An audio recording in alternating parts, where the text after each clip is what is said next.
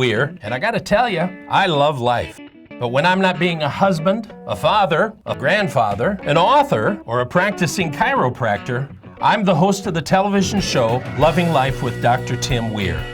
I love to cook. I love to travel. I like to spend time with people who do what they love and love what they do. Join me and Elvis for the next 30 minutes as we help you discover how to love life. Hey, listen, if you're watching this show, I know you love life. And I'm always trying to find people who love life just as much as I do. And I think I've found the perfect person. Her name is Tennille Bentley. Tennille, thank you for joining me. Thank you for having me. Tell me a little bit about you. Well, where do we want to start? What do you do right now? Let's start there. Right now I am currently working on a project that is all about, it's called P3 TV, all about positively sending out positive programming. So it's a network that is all about positivity and programs around the positive space and getting people, really looking at the kind of content that they bring in, the kind of content that they watch and how that affects them at a subconscious level. So I'm working with that on developing programs and a network, but I also run an organisation, a company called Digital Consciousness, which is all about teaching people how to travel the digital world and how that actually becomes a journey to the heart. So how do you use the digital space as a tool for self-awareness? So it's a really different perspective. So let's talk about this just a second, because you're talking about the digital world and all this stuff having something to do with the heart. Yeah. Why is that so important to you? Well, because I feel like we've got a second chance, if you like. We've created this physical manifestation effectively based on an original illusion anyway, but the manifestation of what we've created in this world it's not necessarily sustainable in the way that we've created what we've created. So I kind of look at the digital world as an opportunity to recreate a new perspective, a new world, a new thought paradigm around how it is that we can use tools like digital to then teach us and take us on our own journey of self. So why am I posting what I'm posting? What's my intention behind it? Is it ego-based? Am I posting because I want to be seen? Am I putting a false facade of who I am online? And what does that tell me? What does that mirror back to me of who I am as a person? And some of our audience may be thinking, I don't know what in the world she's talking about. You know what I'm saying? That's all right. So let's break it down even a little bit further. When you talk about you've created this world, the fact is you create your own world. Correct. And so for me to, maybe the average person doesn't understand that because they're being bombarded and they're living what they're being bombarded with. Does that make sense? Yep. How can they change that?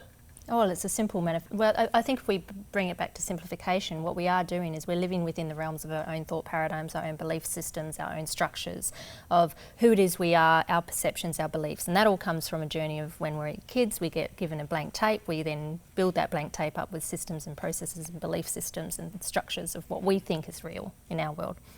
So the first tip I do give to people is the easy way to do it is to start with self and start with actually starting to question the very thoughts that come into your mind.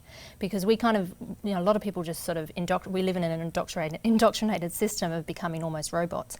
And we let everything external think for us instead of us thinking for ourselves. So what we do is, the first step in actually doing that is starting to ask yourself the question, where is this thought coming from? And is this thought actually true? Is it true, or is it just a perception that I'm placing on it and creating it into my own story and then believing it? And then that's becoming, and it's about questioning the thoughts. And what that does, it starts the process. It's like the little grain of sand that starts the process along that journey of self-awareness, of realizing just how much of our own reality, our perceptive reality that we create. So that's what I would do. Start with thought. Be critical, self-critical with your thoughts. Oftentimes we think, man, I need to help them. I need to do this. I really need to reach out and help. And there's a point where that's good, where you're helping neighbors and you're doing this and that, or you're helping a charity or whatever it may be. But what you're going to find out really quick is that if you start taking over people's problems, then you're going to start having problems yourself. It's an interesting concept that if you have somebody who has a problem and you come in and you solve the problem for them, you think it's done, but it's not done. What you've done is solve this problem, and now you've added another problem onto it. They're having to deal with a whole new situation, a whole new circumstance. And so now you've solved this problem, now they have another problem that they have to solve. And what we're doing is we're raising, it seems, a whole generation of people who don't know how to solve problems. They let other people step in and solve it for them, whether it's their parents or in-laws or the government, or some people beg off the church, whatever it may be. It's really interesting because when you start looking at problems and you start looking at life and creativity, what you're going to find out is this, is that a lot of creativity is birthed in adversity. That doesn't always sound good, but it's true. Many of the things that we deal with in a day-to-day life that we have just taken, it's just, it's there. But whatever product, whatever service, whatever piece of equipment that you might be using is probably based out of adversity. They were in a situation, needed, let's call it a problem. They are having a problem in a certain area, and through creativity, instead of going out and having somebody else solve this problem, they came up with an answer themselves. They created something to solve this problem. And out of that creation, out of that adversity, could become a brand new business, or could come an answer to cancer, heart disease. So don't just automatically look for somebody to solve your problem. And you know, sometimes we don't get quiet. I recommend just getting quiet. Get by yourself. Start to meditate. Start to just listen. And pretty soon you're going to hear answers begin to bubble up. Well, I wonder if I tried this, or if I did that. Creativity is often birthed through adversity. Don't try to solve somebody's problem. Let them find the answer. Okay, so let's break it down even a little bit further. This person who's working in a factory, day after day after day, gets up Monday, has to go to the factory, works all day, comes home, watches a little TV, maybe gets back into the, has some supper, and then gets back into bed. Tuesday morning has to get up and do the same thing. How can that person change their world? The thing with change and perceptive change for self, it's not something that you can force people to do. They have to be inspired to do so. So it may be as simple as, the stuff that I talk about is the journey that I've had, but everyone's got their own journey. So he may be on this journey never to wake up to self. He may just be really happy living that day, and if that serves him, awesome.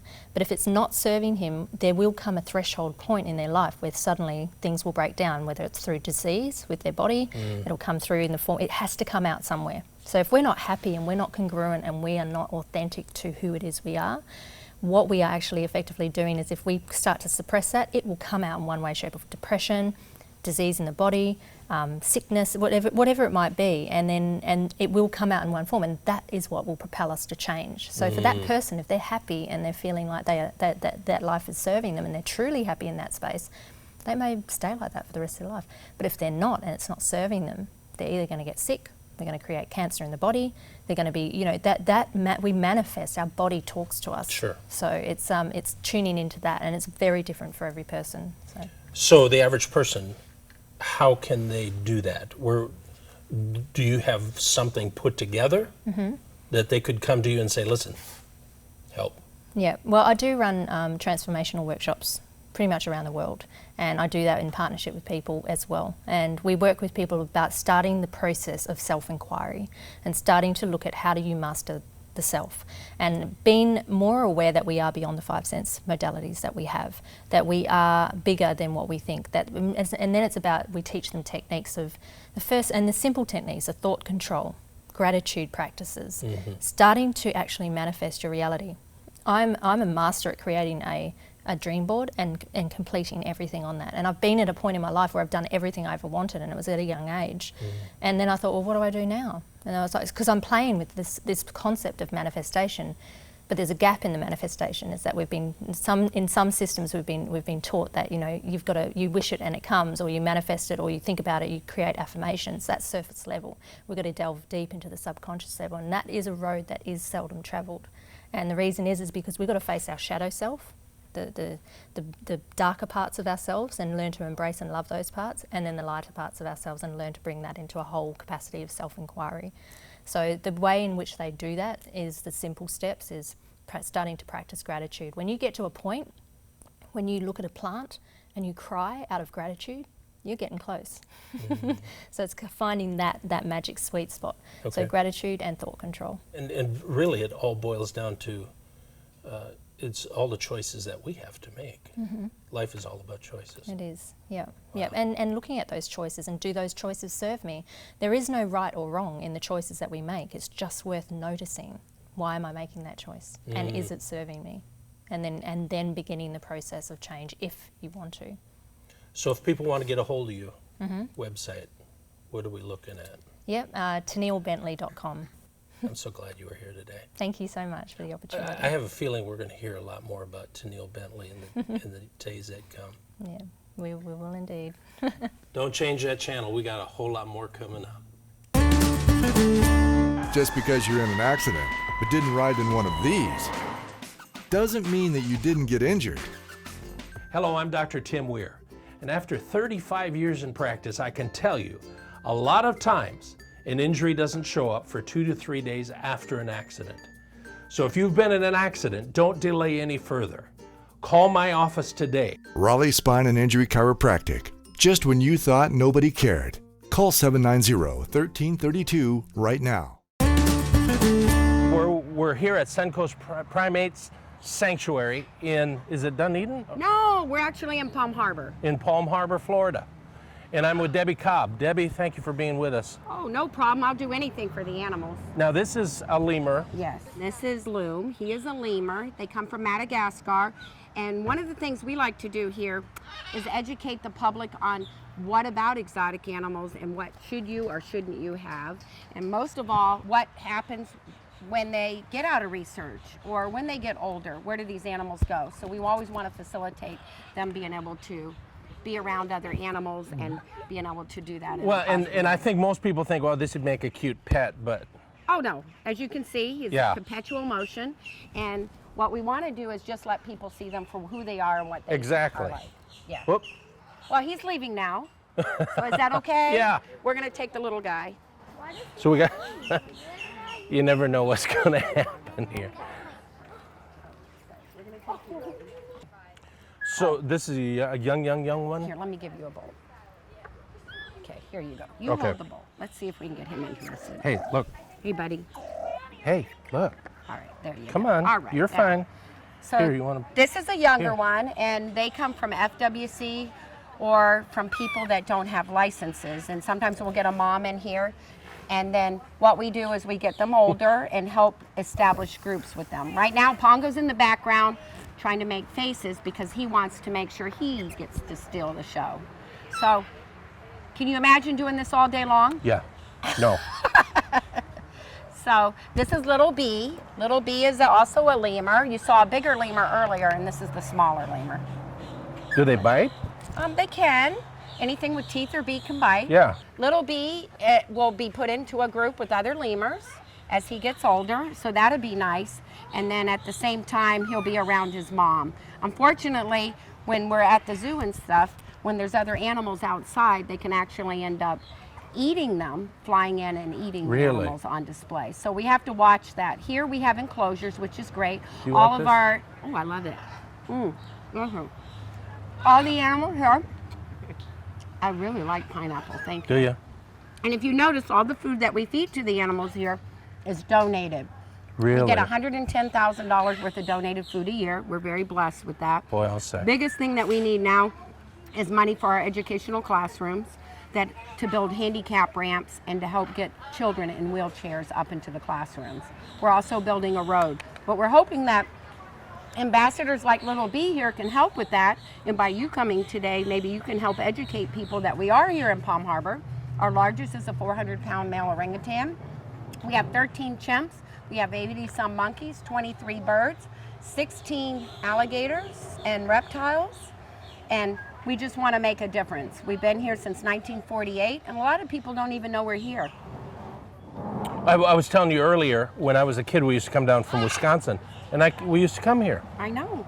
Alternate 19 used to be our US 19. Yes, yeah, absolutely. And now we're very blessed that because of different venues that people are hearing about us, we're the only facility in the area that allows dogs on leashes and coolers for lunch. Wow. So you can bring your family. Where can you come for a $10 donation? Come in, be around these beautiful animals, and then know you're making a difference. Stay tuned, because we'll be back in just a little bit with some more. I want to take a minute of your time today to talk about 3 initials, PTC.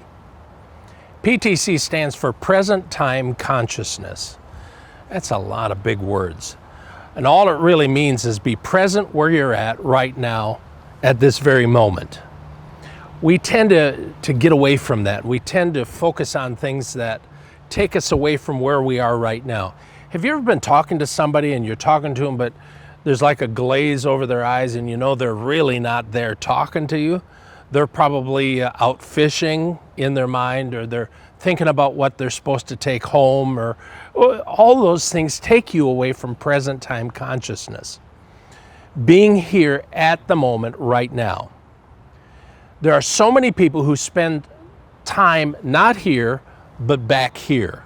There's so many people who get stuck at a particular area in their life and they can't get past it.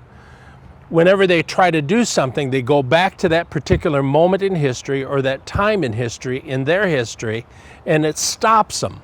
That point in history comes up here and you can't see anything in front of you because you're focusing on that point in history. So that's history.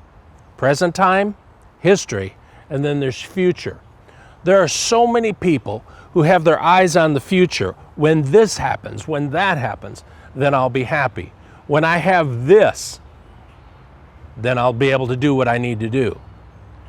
You got your mind so far into the future that you can't think of what you're doing right now. And I'm telling you, I love the future. I love goals. I love setting ideas for future things to happen, but I'm not going to live there. I'm going to spend my time working at where I'm at with that in mind, with this in mind too, because don't erase, you can't erase all your history. History made you where you are today. Your future is going to pull you there. So realize that those things are all there and they're important, but where I'm at right now is vital. Now, if you find yourself stuck in a position where you're really not present where you should be, here's just a simple thing for you to do, and I do this a lot. Go outside, take a walk, and just start looking at stuff. Look at birds, look at the trees, look at the clouds, incredible clouds. Look at all the stuff that's around you, and all of a sudden you feel yourself kind of coming out of that, and then go back and try to do what you were doing before. Present time consciousness, I'm telling you, it's a key if you want to be a success in life. It's a key if you want to be a successful marriage. It's a key if you want to be a successful parent. Being here right in the now. Present time consciousness. Let's practice it together. First thing we're going to do is show you our first alligator that was rescued. He was found, he was weak, hungry. Somebody was nibbling on him. So they rescued him, brought him here. We've nourished him back to health. We call him tripod because he's missing one leg. There are 23 species of crocodilians on the planet, 2 of them being the alligator. You have the American alligator and the Chinese alligator. Tripod here is an American alligator. Their ear slots are just behind their eyes, and they do have 2 eyelids, one for under the water and one for over. Oh. Is that cool? Yeah. Okay. There's his nose. He's like a baby. He likes to be rubbed under here. Sometimes I carry him like this. Okay. So one this size, without the tape, could he do some damage? Adult alligators can have up to 50 pounds of pressure opening their jaws and closing them up to 200, which makes them the most powerful jaw in the animal kingdom. So without the tape, he could do some damage. Yeah. They grow about a foot a year up until the age of 6, and after that they grow about an inch a year. With their life expectancy and their growth rate, they can tend to get up to about 16 feet long. He is about 3 years old. About 3 years old. Wow. So what's the difference between him and a Chinese alligator? Just the way they look, or Yeah, I think- the language yeah. they speak? Hey, they do speak a different language. Yeah. The pattern of their skin is different. Another Wow. way you can tell is if you flip a Chinese alligator over, it'll say made in China. I'm kidding. Come on, we'll show you Pongo. Okay, so this is Pongo. We're gonna give him a little water here. Here you go, bud. Flavored water. That's the best kind. So Pongo is a 400-pound male orangutan. Came from Hollywood, South Carolina. And he did not play well with other orangutans. He's 20 years old. They only live to 20 in the wild. And he is one of the 5 members of the great ape family. There are gorillas, orangutans, chimps, bonobos, and gibbons. The gibbons are the lesser of the great apes. So when you walk around the park or a zoo, you always want to see if they have a tail. If they have the tail the length of your pinky finger, that means they're in the monkey family. If it has no tail, it's a great ape. The only time that changes about monkeys have tails is you saw a lemur. Lemurs are prosimians. They are not primates. So in the wild, they would live to 20. The oldest one we have here is 49 years old. Look at those Isn't eyes. he beautiful? From the palm of his hand to the tip of his fingers is 19 inches long. So we're very blessed. We have tours this summer where 4,000 children in the month of June and July will get to see Pongo up close. We had about 600 people show up for his birthday party. Hey, That quit wasn't trying to take it. So we're gonna leave you, Pongo. Thank you. Gotta be nice. Good boy. See, now he's relaxing a little bit. Yeah. He's a little on guard with you because you're Sure. a male. Male orangutans usually do not like males as much as they do females. And usually what we do is we respect that, because if he's not going to be with other orangutans, we have to establish a relationship. Right. So I spend a lot of time with Pongo and the great apes here, because the reason why ours are living longer, our oldest chimps are between 60 and 70, and our monkeys are living well into their 50s and 60s. But remember, in this county, you can't put animals on the ground. Everything's in an enclosure, and we have what they call water lixids. Gives them 24-hour water whenever they want. They get 5 feedings a day. That is amazing. Yeah. That's one of the things, the sanctuary, our caregivers make the difference, because they're caregivers, not caretakers. Wow. But we have a lot more animals to show you. Oh, Should we let's go. go. Look at the others? Yeah, bye, All Pongo. right. You're awesome. All right. I've been in an accident and I don't have insurance. I don't know what to do. I was in an accident, and I don't have insurance. Now what am I gonna do? Hi, this is Dr. Tim Weir, and if you've been in an accident, but you don't have health insurance, it's okay. We accept third-party liens. That means we'll wait for the insurance company to pay us. So if you've been in an accident, call us today. Raleigh Spine and Injury Chiropractic. Just when you thought nobody cared. Call 790-1332 right now. This is Suncoast Primate Sanctuary, Palm Harbor, Florida.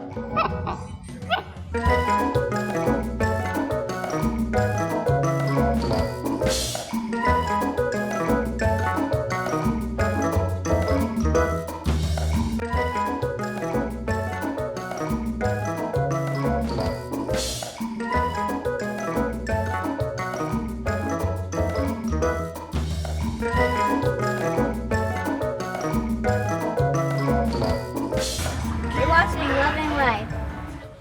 So I want to talk about this concept, because I've heard you say it a couple of times, and it's really important for people to hear.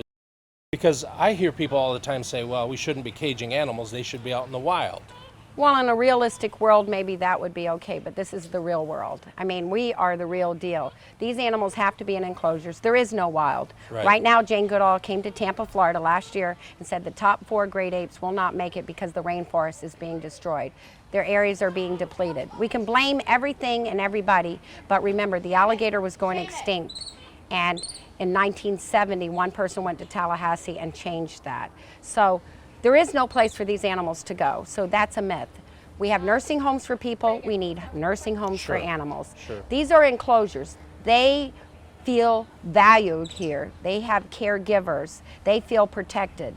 In the wild, when I studied animals, they're like homeless people, always looking for love, food, shelter, a friend, and not to be killed.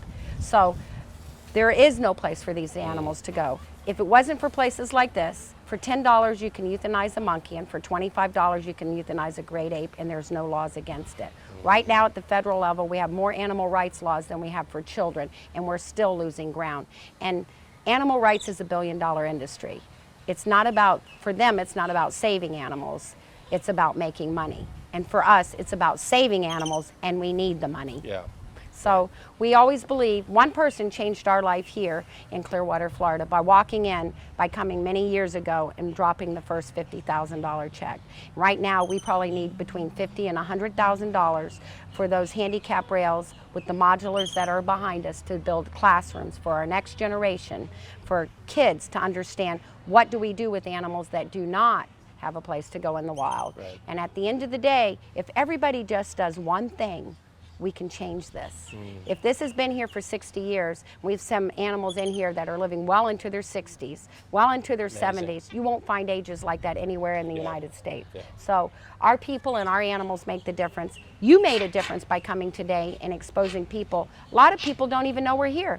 And again, it's not out there in the wild. If it was there, everybody would want to be doing that. And unfortunately, it's like aged animals that have been looked at in other facilities or across the United States in pharmaceutical research companies like these guys. They were all in diabetes research. Who jumps up and says, I want to take 30-year-old monkeys that are on insulin dependent? Right now, they're all off of insulin. We only have one that's borderline.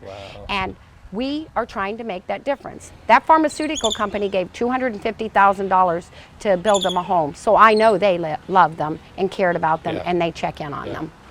So listen, I know you guys are always looking for fun things to do, but you're also looking for places to give and to make a difference. This is one of those places. I want you to go to their website right here.